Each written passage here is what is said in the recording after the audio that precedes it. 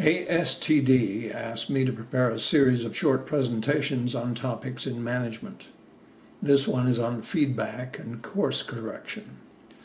No dynamic system can function effectively without control, and no control is possible without feedback.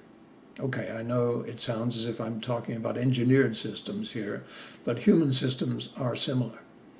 A budget is virtually useless unless people at every level track and correct for deviances. Deviances can be accepted, but only when there's understanding and justification. This is the base of all human planning. So in the human organization, what are the feedback mechanisms? People, of course. Be receptive to bad news. Bad news is never welcomed, but receive it openly, or people will simply withhold negative information or cover it up. Remain calm and analytical. Insist on explanations of what may have caused the deviance, but don't dwell on it. How do we get back on track? That is always priority number one.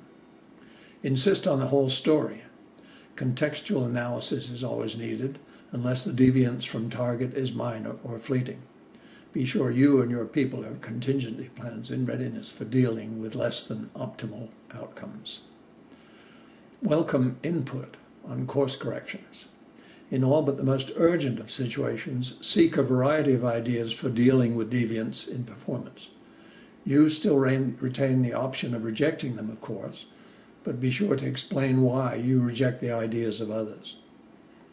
Rejoice when feedback is positive. Be sure that everyone sees your pleasure when targets are met or exceeded. Share the good news with everyone and seek creative ways to celebrate, mildly for small victories and largely for big ones.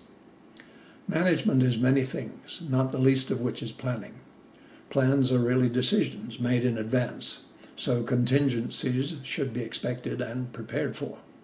Feedback from all areas of your team should be reliable, as complete as possible, and delivered in a timely manner. Make that happen, and you'll have a winning team.